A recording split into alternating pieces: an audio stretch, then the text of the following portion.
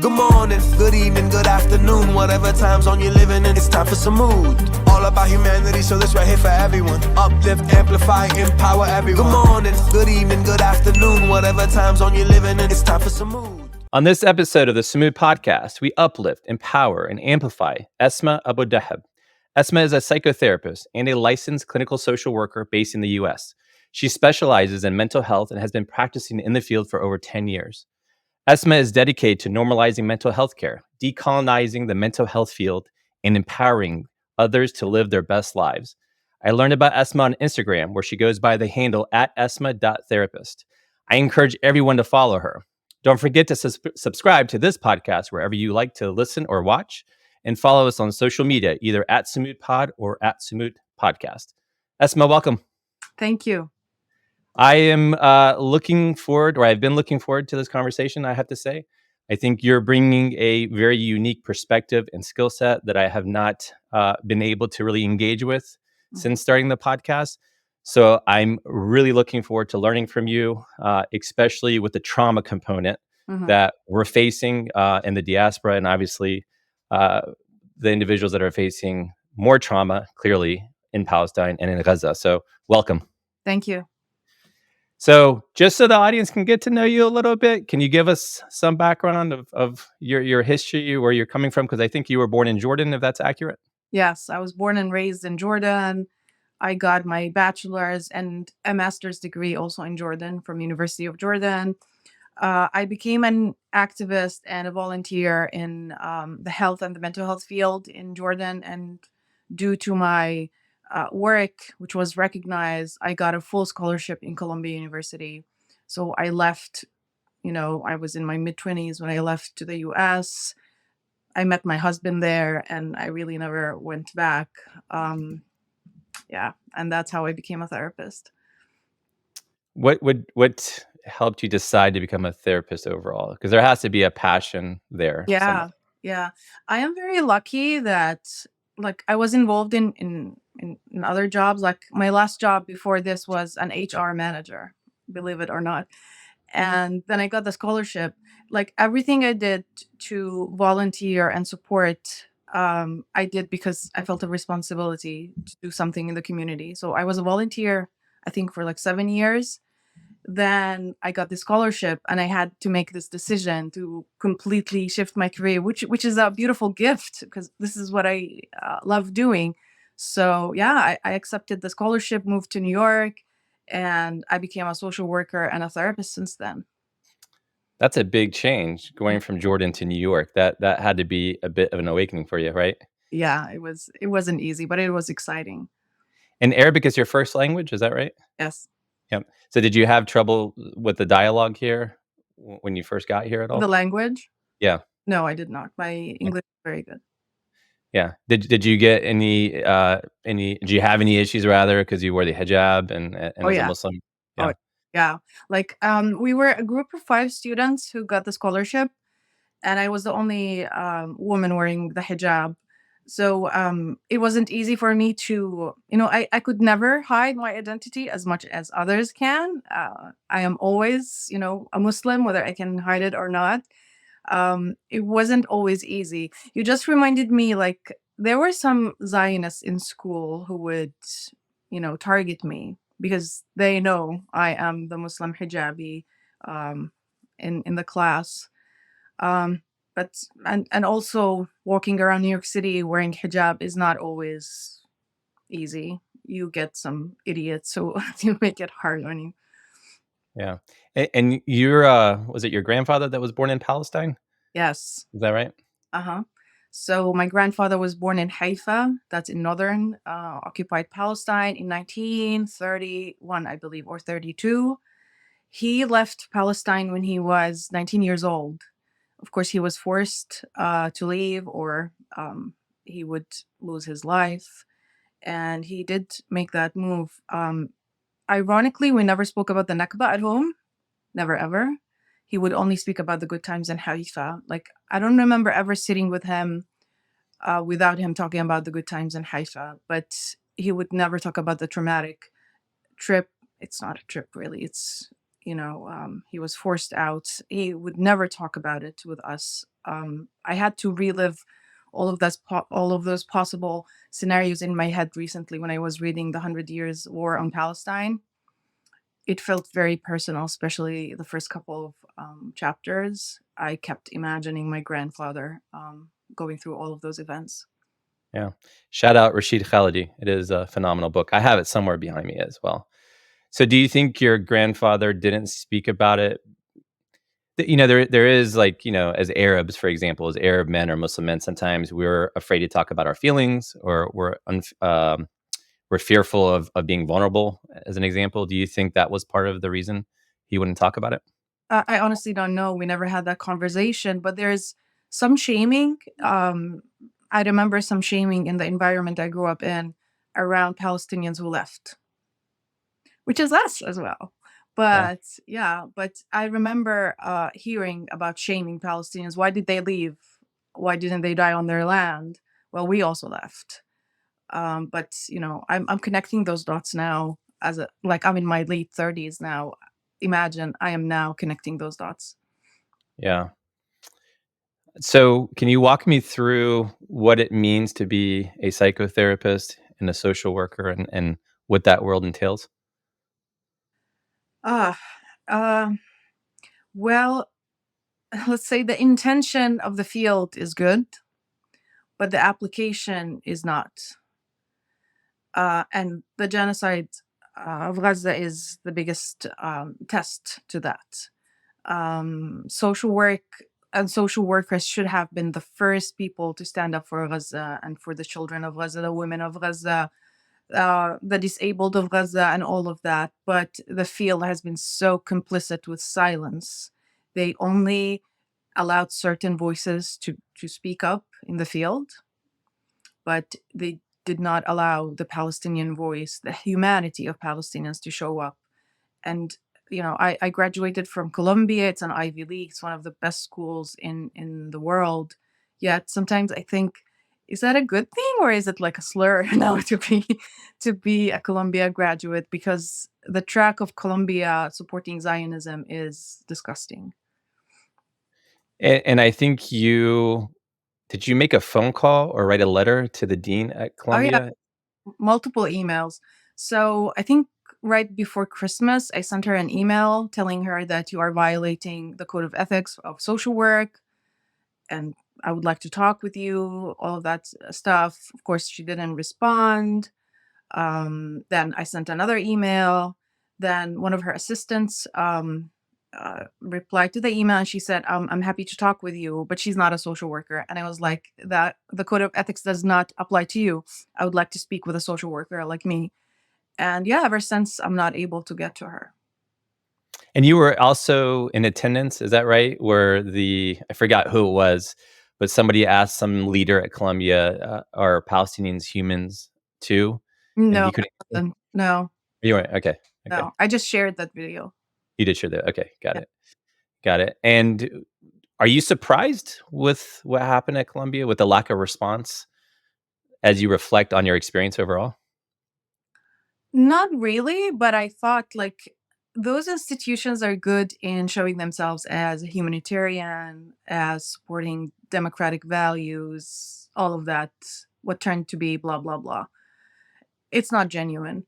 I thought they would at least save face and say something, but they did nothing. I'm surprised that they don't even care about, you know, um, keeping a certain image. They're full on Zionists. They don't care. Yeah, it's unfortunate. Yeah. And we're seeing that across all of academia, right? At most universities, for sure. But Columbia is especially disappointing, I believe, because Edward Said Yeah, was right. And absolutely. now Rashid Khalidi as well. So Yeah, absolutely. And I already knew that academia is a tool of white supremacy. They control us through those institutions because you look up to those institutions. You don't look down to them. So whatever they tell you, you're gonna take it for granted. So those are tools of white supremacy. I always tell people I feel like I was tricked or brainwashed, and now post October 7th, it really hit home. Mhm. Wow, I really had to unlearn a lot of what I've learned throughout my life. Would you Yes. say the same thing for you as Oh, well? absolutely. Absolutely. Yeah. Yeah. And you called out Brene Brown. I love what you did there. I have to throw that out there, where you dissected her response to what was happening in Gaza. Yeah. What compelled you to do that? And because again, that was just a brilliant move on your part. And I do want to add for everybody listening, as you all know, everybody looked up to Brene Brown, right? That was the person that we all listened to. That was the empathy versus sympathy person. If you ever watched her videos, Yes. what compelled you to do that? I remember that day when she published her letter. I actually was nursing my son and checking my phone as usual, and I was reading it. I was boiling in anger. Like I can feel my body reacting to her words. Like of all people, she couldn't just shut up. She needed to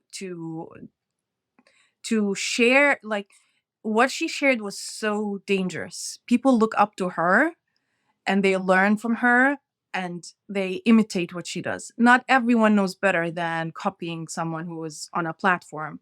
So I started responding, still nursing my son. I put my laptop was beside me. I was still nursing him, and I was writing my responses. And yeah, and I posted that, and it was one of the most liked posts on my Instagram page, and it brought me so many followers. And I'm glad it did shed some light that those people we cannot put them on a pedestal and not criticize them when they do those dangerous things. We need to respond. I mean, it was a masterclass in how to respond, and I love how you again just dissected almost every paragraph, and you let her know what was wrong with it. Mm. Just curious, did you get any response from her or anybody surrounding her? No, No. those people don't care. Yeah. Yeah. Well, I mean, it's unfortunate, but hopefully, I, my hope would be that they would wake up a little bit, but clearly that's not the case. You also did something I saw on LinkedIn. I don't remember seeing it on Instagram, and it was shared with me. Was when you shared, I think it was in December. It was a Christmas video, uh, and you said something to the end on LinkedIn that was bold because LinkedIn supposedly is supposed to be professional, right? You know yeah. how that game works, except for Palestinians, right? Mm. When it comes to us, but you posted a video as while you're unwrapping presents, here's what we're wrapping, and I'm just going to hand it over to you and kind of walk through that video if you're okay with it. Yeah. So yeah, everything I share on other platforms I actually also share on Instagram. um you sometimes you need to be creative in sharing the message. I don't know how many people got the message from that video, um, but it's it's so sad that I have to think about creative ways to show the genocide of my people. Yeah. Yeah, so as we were doing research, obviously, and learning about you, everybody kept on pointing out that video. You Oh, have to ask her about that video because I don't think anybody was ready for the transition, right? To see, uh, right, a young baby essentially being wrapped, right? like a present, yeah. Actually, I did that video. I was protesting our representative here in North Carolina, Wiley Nickel, and we were like in a library awaiting him to come, but he didn't come. And there was this Christmas tree, and I was like, let me just take this video really quickly. Yeah. Oh, and you also, I love all the experiments you're doing. I'm sorry, so I have to talk about them all. If that's okay with you, but you also did one where I think you put some sort of message out to where if you wanted to see if people would respond to you within your network, within your community, supposed friends, right? Yeah, And if they didn't, you called it burning bridges, which I thought was really good. Can you talk through that a little bit? absolutely. So I think this happened around the day 100 in Gaza, and I saw this video that really, really broke me. It was of a woman and a little child who were sniped, and it turned out it's not her son but a relative. At the moment I thought it's her son, and they were sniped. They were doing nothing, and I put that video, and I shared it only with my close network. This is not people I don't know. And I told them, I'm gonna tag every person who is not Palestinian, Arab, Muslim, basically, so white people, Also, I text some Black people, and I asked them, I need to know what's your stance. What did you do for Gaza? You can share with me in private or not in private. But tell me, what did you do? And if you didn't, if you don't, I'm gonna block you or you block me. I got a lot of blocks. A couple of them sent me private messages, which was nice. Some of them were like, "Thank you for calling me in. I need to do more, and I will do more." So many of them are afraid for their jobs. But yeah, I got a lot of blocks. I even have family in Germany who blocked me. Really? Yeah, they're very German like. Like they're not connected to their Arab side. Yeah. They blocked me. Yeah, that I don't know. How did that make you feel? I mean, that's deep if it's family. It How did is. that make you feel? It is. We're not very close, but it's the same family, and I have them on those platforms. We have the same blood. We have the same last name. We come from the same roots. They just, their father moved to Germany a long time ago. They speak German. They don't speak Arabic, but they are Arabs. Supposedly Muslims too, but they don't really practice. But yeah, that one hit hard. I was blocked by family in Germany. So did you knew you were going to get blocked, obviously, by many, right? But you didn't think it would be your family who was going to start blocking you, right? No, Yeah. Yeah, that's a tough one to take in. I'm sorry you had to deal with that. it's okay. And They yeah, I mean, for circles from now, from every time, and then you need to clean up the circle around you. yeah. Do you remember my response to your post, or you probably don't remember it on your? I said something to the effect of, "Those you didn't burn bridges, you removed obstacles, and you Uh, basically freed your mind." Absolutely. And I thought really that's what you were doing by sort of cleaning house, if you will, with this. Hmm. So that's really good. Um, so walk me through now in your field. You talked about this a little bit though. So walk me through your field, what you're doing now, what is your role now, and what are you experiencing? Um, you want me to tell you about the professional side, Yeah. right? Okay. So when the genocide started in October, I was already on an extended maternity leave, and I assigned October, November, and December to do some paperwork to start my private practice. Of course, I did none of that. It was a really difficult time, and you know, um, like day after day, I, it stopped being my priority to open my own private practice, and I grew very fast on Instagram. I became very active, in so many things. I'm very overwhelmed, really. So I put that aside. I pushed it like a year, and right now I'm full time, just creating content, helping people. I'm volunteering to provide free therapy to people from Gaza through a couple of initiatives, and yeah, hopefully, like I don't have the heart to start my private practice when people are genocided. It's because having a private practice is like having a baby. It's one of my dreams in life, and I do not have the heart to even celebrate that in any way. So for now, I'm a therapist via volunteering and giving my all to the community. Yeah. And you mentioned that on your Instagram as well, where you just shifted all of your content to focus on Palestine. Yeah. And that resonated with me, even for me on LinkedIn, where I'm a little bit more active. I haven't posted anything that I've done, any article I've written or book I've participated in creating. I only talk about Palestine, and I refuse to do otherwise until this ends. Yeah. So I have a lot of respect, and the content that you're providing on Instagram is amazing. Can you walk through the free therapy that you're providing folks in Gaza, and who you're working with on that? Sure. One of them is the initiative is called Gaza Health. There's a link in my link tree on Instagram. You can go there. The second one, believe it or not, I forgot the name. I took a break for summer. I was traveling. So I forgot the name of the second one, but I also can link it in my link tree. Yeah, if you give us your link tree, we'll post it as well. Hmm. And you also mentioned one time at some point, I don't remember where I read this or heard this, where you said that um, you use the phrase disenfranchised grief. I Hmm. didn't quite understand that. Could you? Okay. Yeah. So disenfranchised grief is grief that we cannot completely go through because the society looks at our pain or our grief as not legitimate. For example, let me make it a little bit simple. When a woman has a miscarriage or has a pet that dies, a lot of people will be looking at that person and say, well, whatever, it's a small, it's not worth it, or what, they they make the grief not worth a grieving. Or that person, that woman who went through that loss doesn't feel comfortable showing that she went through that experience because people will not understand.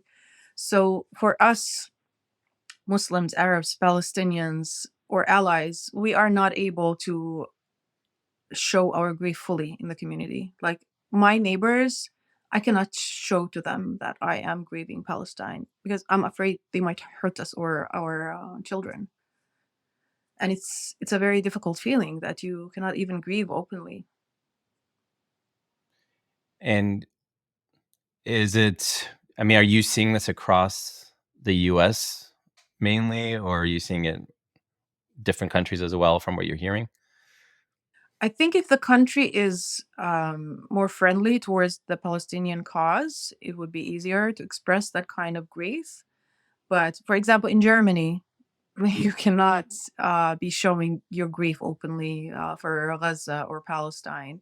So it depends on the environment you're in. Okay. And you also talked about, was it the pyramid? I believe where the I can't remember exactly, but the top was genocide, Yeah. and there's 7 layers. Can you walk through that a little bit? Uh-huh. It's called the pyramid of white supremacy. So I don't remember the steps of it right now, but if you look it up, the end of it is mass killing and genocide. But it's very interesting to see how we start to get to that point in life. So, is this something that it's easily to kinda read up on? Or I think I have it here. So, the full pyramid of white supremacy has 7 levels: Mhm. indifference, minimization, Yes, and unveiled racism, discrimination, cause for uh, violence, and then mass murder. yes. And if I'm not wrong, that's exactly what we're seeing. Yeah, Gaza is at the top. That's why there's no other issue that is more important than Gaza right now. That Yeah. it is at the top of the pyramid. And what I'm reading into it then is because we're witnessing this and nobody's stopping it, we're gonna witness this again in our lifetime, most likely. Absolutely. We are witnessing multiple genocides. Yeah. People in Sudan, people in Congo. The other day I watched like 200 Rohingya Muslims being killed trying to get to Bangladesh. I feel for those people as well. They are not less precious than people of Gaza. And it's, there are multiple genocides on the planet, which is really, really scary. Yeah. So I think you offer 2 unique perspectives that I like to hear about. Mhm. Obviously, you mentioned, you're a wife and a mother, you have kids. How do you help facilitate those conversations with them? There's obviously a trauma there. There's no way to hide it from them. Mhm. Can you coach parents out there on how to navigate these conversations? It's gonna be different for every family, and, like, I got some messages from friends in Palestine asking me for some tips. Like, one of them is my friend from school. I went to school with this lady, and she got married in the West Bank, and now her children are going through the trauma of living through all of this. It's gonna be different for every situation and every family. You need to give the children information that is suitable for their level of understanding. Don't give them too much. You don't want them to be scared for their life. And we are gonna mess up as we do the things. We learn as we go. Um, I said things I think I shouldn't have told my daughter. My son is too young to understand, and I learn and I do better. I do not allow my children to see graphics. Absolutely not. I try to be careful about what they hear if I'm on my phone. Um, they know that there's something wrong. I had a discussion with my daughter, which was really, really difficult in case Baba and Mama go, if something happens to us, because I started receiving death threats. And yeah, I never thought I will have that discussion with her when she was, she's 6 when I had the discussion with her. But it is what it is. Was she able to comprehend what you were asking her or telling her rather? I use really simple terms that there are bad people who hate us, and things happen to mamas and babas if we ever, die or something happens to us. I told her that Allah will always be with her, that she is strong, she has her brother, all of that things. It's, it's not the best conversation to have, but just in case, I wanted her, maybe she will catch a word or two of it, I don't know, but I had to have that conversation with her. Yeah, I have twin daughters that are 7, and the older twin by like 5 seconds actually walked into the room one time when I was watching. I think it was Al Jazeera, and it was pretty graphic. They were supposed to be asleep, of course. You know how it goes with kids; they sneak down anyway. And ever since that moment, it's just been instant trauma to the point where if I have YouTube running and specifically a song about Palestine where she sees kids, it immediately triggers tears right away. She doesn't know how to cope or how to respond to it. So how would you have a conversation with her, for example? Okay. I think it would be very beneficial to teach her some skills about when she feels overwhelmed, or she's crying, or feels that this is too much for me. I taught my daughter how to do deep breathing, how if she feels overwhelmed, to do some jumping, to use her words, come for a hug. We can watch something funny on the phone. You need to teach some skills that can help children go on. We cannot sanitize the world for our children. It's not possible, but we can give them some tools. And unfortunately, like a child in Gaza needs to learn a different set of tools than our children in the U.S. It depends on their circumstances. And how do you explain to kids that, as a Palestinian, for example, right? People just don't like us. People don't want us around. I mean, the hate is palpable, right? They can't. It's very clear. No matter where you go, whether it's school, whether you go to the mall, it's a very clear thing. How do you have that conversation of why we're hated so much? Well, I try not to victimize ourselves. It's about that there is evil in this world, and it's not just directed at us. Evil is directed at multiple other people. We are one of those people who receive that hate. And she's very young. We didn't really go that deep. I just told her there are bad people in there. We need to be careful, do this and do that. And if something happens to Baba and Mama, I told her a couple of words that I hope, I'm not even sure she remembers any of it. But life has changed a lot since last October for us. Yeah. And I want to come back to kids here in the U.S., but obviously, I think the bigger question is, what about the kids and the people in Gaza? What is the outlook for them to recover, to get therapy? Honestly, I don't have, I don't know. Like, I can guess a few things. I'm not the expert on Palestinian trauma. I would recommend, by the way, that you interview Dr. Samah Jabir. Do you know her? I do not. Oh, she would be an amazing asset. So she is a psychiatrist in Palestine. She is, I think she lives in Jerusalem or works in Jerusalem. And she is the expert on those things. I look up to her. It's too bad her platform doesn't have that many followers. I try to direct people to her because she is the expert. I learn from her. I would never know what it means to live there.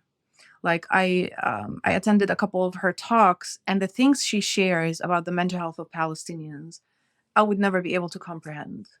Like how Israelis try to break the Palestinian psyche. For example, she shared that she got some cases of extreme anxiety and panic attacks in a young gentleman. And it turned out it's because some of the soldiers, I think this happened in Jerusalem, whenever he passed through the checkpoint, they would stop him and ask him to curse his mom and sister in the worst way. And you know how hurtful this is to an Arab Muslim man. Yeah.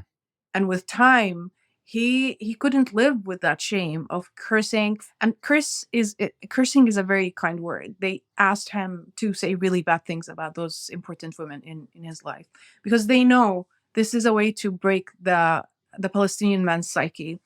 Now, children in Gaza, of course, every single child in there, every single one needs mental health support in some way.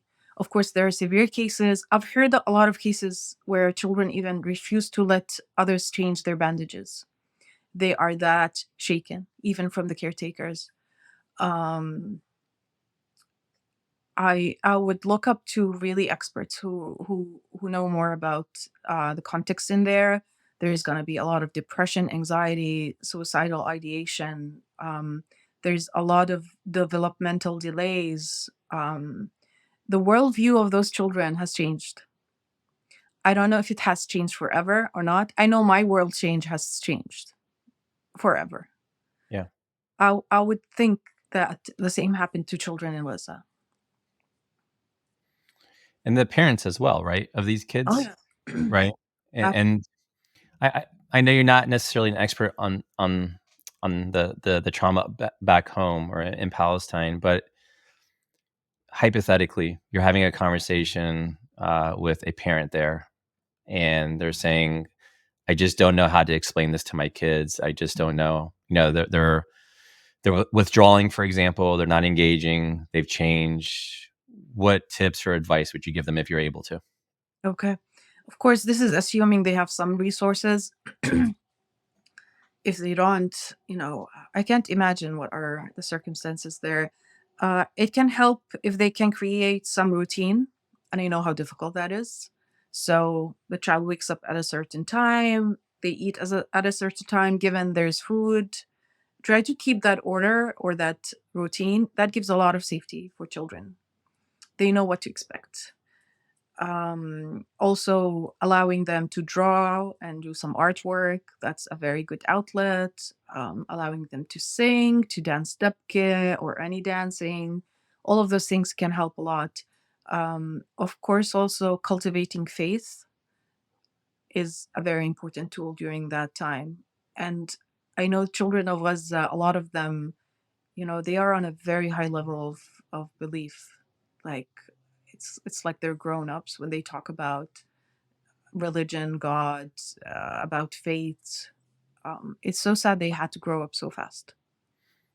You mentioned earlier before we started that you watched the Ashira Darwish episode, Hmm. and the trauma of being in a dungeon is what she called it, right? What was your putting your expertise, your expert hat on while you're watching the film Where the Olive Trees Weep, and listening to that episode? Where was your brain going there during the whole process of watching it? Watching the movie, Yeah. the documentary, I try not to put the hat of being a therapist while watching. That will be very exhausting. Um, it's amazing. Ashira is can be a face for resilience. Despite everything that happened with her, you can see her at the end of the documentary laughing with a baby. I assume it's her son or daughter. I don't know. Um, those people teach us hope. And by the way, cultivating hope is resistance. This is exactly what Zionists don't want us to do. They don't want us to cultivate hope. They want us to give up the land, the cause, wanting to live.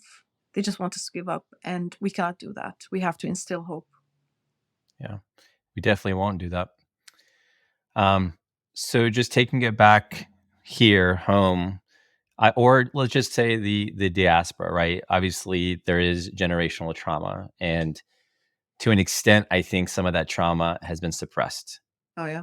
for many years, and maybe post October 7th, that trauma sort of revealed itself to an extent. What tips or advice do you have for those individuals that are just struggling overall? Sure. So there are multiple things we need to do. Most of us are shaken after what happened. Some people are able to disconnect from their identity and live life fully. I feel sorry for them. If someone is not dysregulated during this time, there's something wrong with them. You need to be dysregulated. If you're Yeah. not, you seriously need help. Now, for all of us who are going through this difficult time in the diaspora, first of all, we need to acknowledge that we are traumatized, that we are depressed, that we are tired. We need to acknowledge it. Some people are like, no, I'm fine, nothing's happening. So the first step is to acknowledge it. The second thing is to find your tribe. We cannot be grieving in silos. Go and get involved in the community, find your people, whether it's in a mosque, in a cultural center, in a church, wherever it is, in the protests. We need to connect with each other. It makes a big difference when we are connecting with others. Another thing that can help is when we connect to our culture and our religious or spiritual practices. Re um, Reignite the culture in your house, like cook Palestinian, or whatever you come from. um, Use the same traditions that our parents and grandparents used. Bring that culture back. Do not do not be proud of bringing donuts for dessert. No, make something genuine, and m- be connected to your culture. Another thing that can help is, if things are really bad, to find professional help.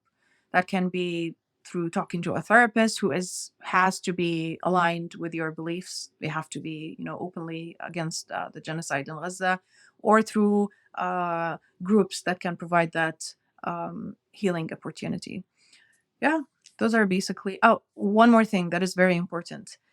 It is so important for us, people in the diaspora, to renew our intention daily. What do you want to do with your life? What is your role living in the empire? Yeah. And try to answer that question every day. What's the word or the phrase for? I don't think, is it secondhand trauma, where you feel helpless, you're watching it, and you Yeah, don't know what you can do about it. yeah, second-hand trauma. It has another name. Also, I forgot what it is. It's usually witnessed in people who provide aid for people who are traumatized, like aid workers or first aid workers. But also, it applies to us when we're witnessing. And by the way, the symptoms are the same as people who are traumatized. There is no difference. Really? Mhm. So why is it given less weight, or I guess less understanding about that? I don't know if you can answer Oh, that, but I don't know. We Because you want to prioritize the person who is in the crisis, but of course we also need to give attention to people who are witnessing. I keep thinking all of the time about the medical crews in Gaza, who did not have a day off, who are witnessing the worst of the worst every day.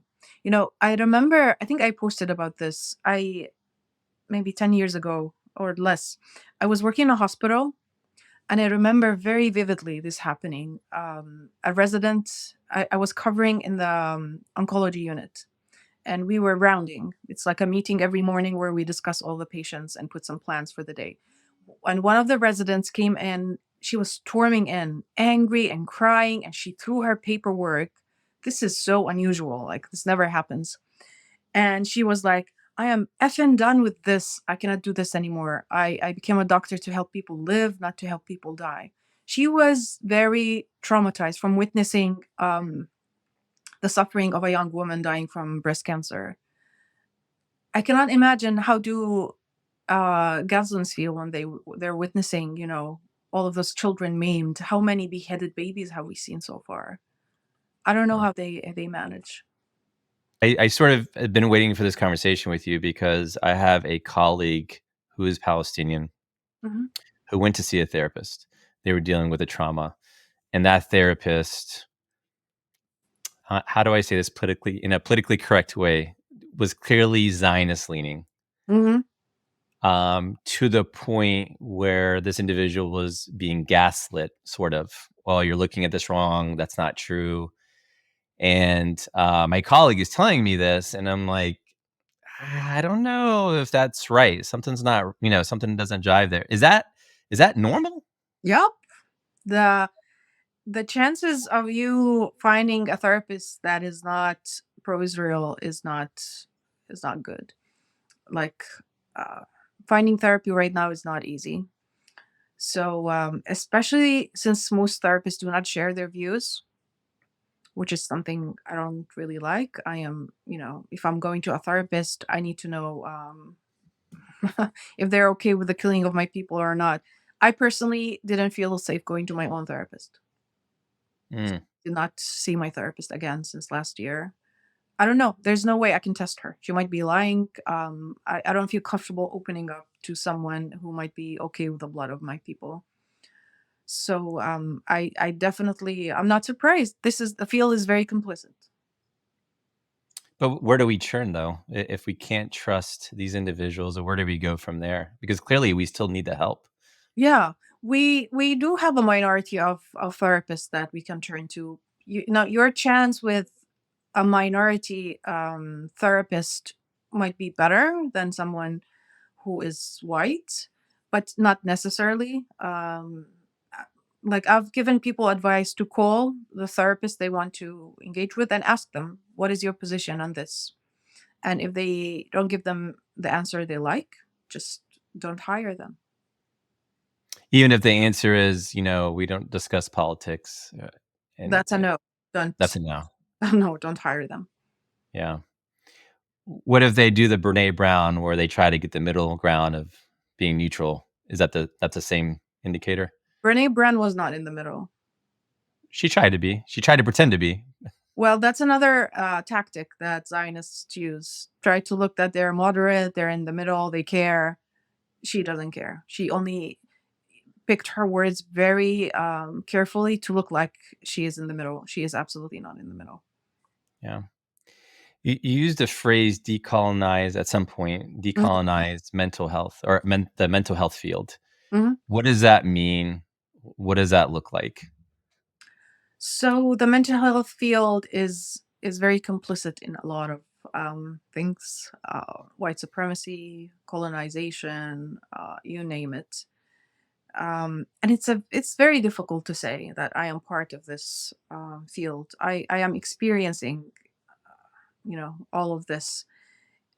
We need to decolonize this field. It means decolonizing means that you go home. You get to go home, and this field is not home. It's run by people who don't care about humans. And I know this is not easy to say or to hear. There are a lot of mental health experts that I look up to, I learn from. They're experts on certain sets of skills. But as human beings, if they're not able to do something about a genocide happening, they have failed the test of being someone in that field. Yeah. But I don't know if I can ask this correctly. Mhm. They have to know it's wrong, right? They have to know genocide is wrong. They have to know killing innocent civilians is wrong. They have to know land theft is wrong, and they have to know that the trauma their Palestinian patients, let's just say, are experiencing. Is it that just they don't care, or they're what lens are they looking it through? I guess that's what I'm not really comprehending, because any human would say this is wrong, right? Yeah. And especially if you're a medical professional, you would say this is wrong. Of course. Yeah. So the cognitive dissonance in those people is is really incredible. And cognitive dissonance is that clash inside of us between our values and what we are really doing. So yeah, those people believe that human life is important, blah blah blah, but they're doing the opposite. So they have that clash. So the mind becomes creative in justifying. They will be like, "Oh no, I need to be, to be stay in the middle. I have a job to worry about. Oh, but they're fighting terrorism. Oh, but people die in every conflict. They might not watch. Of course, this is very famous now. Detox from social media and from the news for your own mental health. No, don't do that. You need to witness. You need to bear witness to what's going on. So they have creative ways to, justify not getting involved and not even allowing what's happening to affect their nervous system and their mentality. Yeah. So if you were, I don't know what the correct title is, if you were now in charge of the mental health field altogether, and you had the final say, and you would re-educate, let's say, these individuals, how would you go about it, and what would you try to sort of instill in them? I think decolonizing the field would be a very important step. And it takes time, it takes a lot of work. I'm not the expert on decolonizing. I'm decolonizing myself as a therapist right now through reading books and listening to professionals who know more about it. Like one of them is Dr. Mullen. I'm reading her book, Decolonizing Therapy. It's incredible. Like I'm reading and I'm learning as I'm going. It's not an easy thing. Unfortunately, the field is controlled by people who don't care. It's controlled by white supremacists and Zionists. So change, you know, has to come from both sides, I believe. Yeah. And I asked about the kids. Obviously, I asked about the diaspora. I asked about the our people in Palestine and Gaza. How are you doing? Because I believe, and you could tell me if I'm completely wrong, but I believe being a therapist, uh, and being, somebody with your background as well, and seeing what you're seeing, there's another level of empathy or a perspective that we may not understand, not being in your field. So how are you doing, and how are you coping? Okay, I'm not doing well, which is fine. It's part of grieving. It's been a very long 10, 11 months. Um, like anyone else, I go through my desensitization goes up and down. Sometimes, I'll be crying all day, then I don't cry for weeks. It's all normal.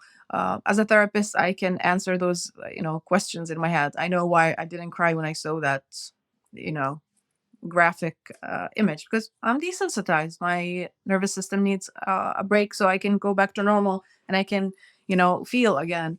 Um, the things I try to implement to keep my sanity is connecting with my faith has been very important. My praying has changed since October. There's that word called khushur when you pray. I don't think I experienced that much of khushur or presence when I'm praying, and it also comes and goes. Um, I'm trying to do self care when I can, but as a mom, also I don't have that much time. But it's very important to take a couple of minutes every day and acknowledge your humanity, and that can be a walk. It can be a cup of tea you enjoy away from the graphics. It can be calling someone and laughing at something silly. It's something different for everyone, and of course getting involved. I'm trying to do my best in what's happening. It helps as well.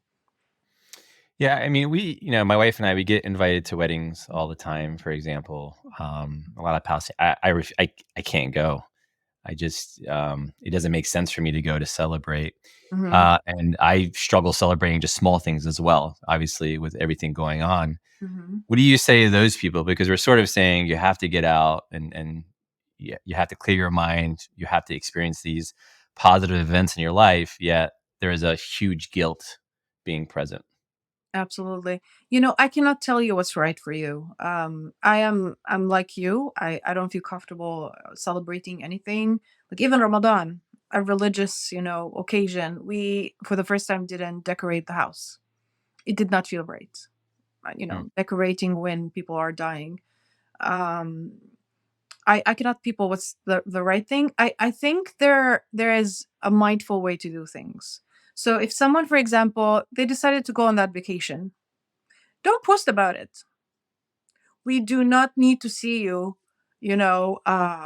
jumping in a pool or on a beach and, enjoying life while people are dying. There is a mindful way to continue living and enjoy all the big things. Just do it mindfully. I'm going to just go another step, though. The not being able to still enjoy that experience, right? Not living in the moment. And look, I know, of course, what's happening back home is much worse what they're dealing with, but there's still this question. Honestly, this is one of the questions they wanted me to ask you, a couple of my friends. That they're just not able to live in the moment and enjoy it. Do you have any tips for them? Honestly, I think we should be that way.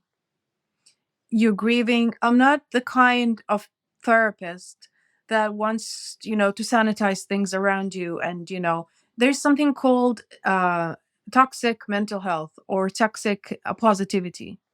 There's a limit to what we can do. There's a limit to, enjoying life and partying. There's a limit to that. So crying yourself to sleep is okay. I will not tell you not to do it. Whatever way you're grieving and you're not enjoying life, it's fair. We're witnessing some of the worst things that happened in humanity. I never thought I will see so many beheaded babies in my life. Like today, I was looking at a baby in pieces while drinking my after exercise smoothie. Like, imagine, like, and I'm looking at myself, I'm disgusted at myself that I reached that point. Like, I'm having my fancy smoothie after my exercise, and I'm looking at that baby, and I have tears in my eyes, but yet I'm getting my protein after my exercise. And it's okay to feel disgusted in that moment or feel sad or cry or numb. I'm not going to tell you how your body needs to react, but you need to stop or do something if it burns you out. That's your sign. If you are not able to function as a human being, as a parent, as a spouse, as a son, you need to do something because you cannot let grief burn you out. Yeah, and I have to be careful how I'm saying this because I don't want to be judgmental, but I think people sort of reconcile everything that's going on in their mind and say, you know what, I got to live my life. I'm going to go to Starbucks. I'm going to go to McDonald's, and we'll drive by Starbucks or McDonald's, and we'll see. Yeah. Um, Clearly, Muslims are there, and they don't care, and they're living it up. Uh, how do we navigate those conversations? Because for me, I want to get out and I want to say, "All right, you idiots, what are you doing here? You're hurting us. What are you doing?" But what's the right way to have those conversations? Well, it depends on your relationship with them. If I know that a family member is going to Starbucks, that can that can cause me to, burning bridges with them. Honestly, at this point, I'm not a fan of Starbucks. I didn't go there for years because of their policies towards Palestine, but also the concept that, you're a good human being or you're worthy because you're buying expensive, tasteless coffee. Like this concept is really, really weird. Um, you can start the conversation knowing how those people think. Um, Maybe provide some alternatives. Um, um, you know, right now after months of witnessing what we witnessed, I stopped, giving people it's not a second chance, it's like a 10th, I don't know, 100th chance. If people don't want to participate in freeing us all, I don't want them to be in my circle. Yeah. And just a few more questions. Just going back to the concept of burning bridges, from your perspective as a therapist, it's okay to eliminate these individuals or remove them from your life. Because I think that from my experience, people try to guilt you into, well, you can't do that. You can't burn bridges. And you're saying as an expert here, it's okay, right? But You should be. it's your life. You write it how you want. Now, I would advise, it depends on the relationship, of course. If it's, someone very close to you, try every possible way to keep them in your life. You decide what are the boundaries. And we haven't been practicing boundaries very well in our life. And even in our culture, boundaries are not very much encouraged. So you put your boundaries, you decide if this is worth, burning bridges for or not. It's not my favorite method in relationships, but it's something that is available to do because sometimes it's the only thing you can do because those people are going to end up hurting you or someone else. Do you want that kind of person in your circle? You can answer that question. Yeah, I also think sort of burning bridges is sort of a way that people gaslight you because at the end of the day, they're burning the bridge, really, right? They're not adapting. Yeah. Hmm. Do you agree with that? Yeah. Absolutely. So I promised I would ask you about. Did you write a book? Hello, I am Saeed. Yeah. When I was 19, I was diagnosed with an autoimmune disease. And it was a big shift in my life, very big shift. And I my younger brother was very young, maybe he was 3, and I wanted to explain to him what's going on with me. So I wrote a little book on like some papers. Then years later, I was able to go to a company to help me publish it, and I found also two amazing people to do the illustrations, and the book came to life, and it was distributed to children with this condition. They even asked me to sign their books. It was crazy, but that was in 2009, I believe. Yeah. And it's not available anymore. That's what you're saying. No, no, no. I don't think even I registered the book, but it's absolutely beautiful. Like here's the child going to the doctor with the parents, they're explaining what's going on. Now I'm reading it to my children, believe it or not. Yeah. So there's no way we can get a copy of that for our audience listening, or can we figure out how to get them back in distribution?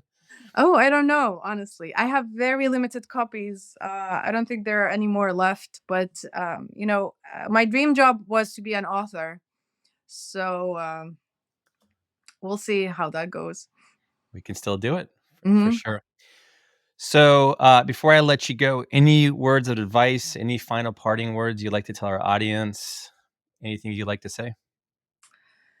Uh, I would ask everyone who's hearing this that you need to act up.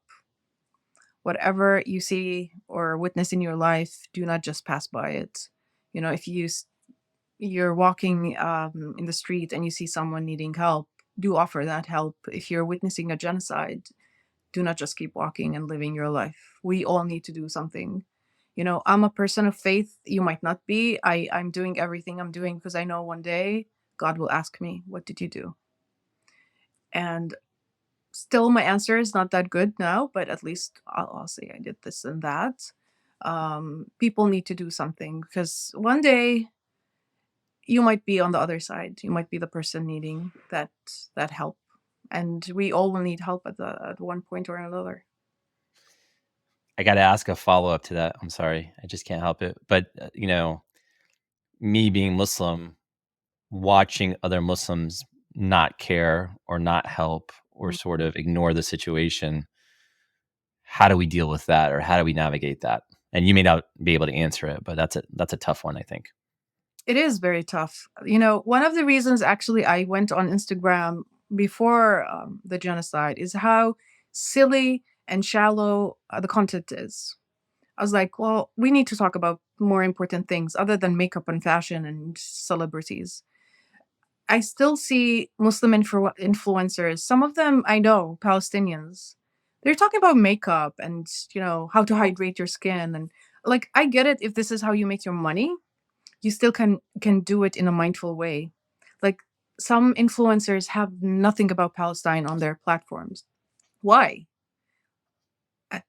People are not thinking about that this life is short. You're going somewhere. You're meeting your maker sooner or later. Are you going to talk about that makeup tutorial with God? Or are you going to say, well, I did this, maybe it helped, maybe not?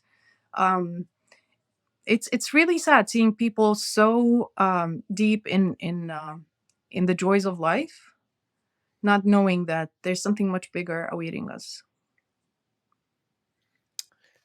I think we can finish on that. Thank you so much for your time. I really appreciate it. Again, for those listening, please follow Asma on Instagram.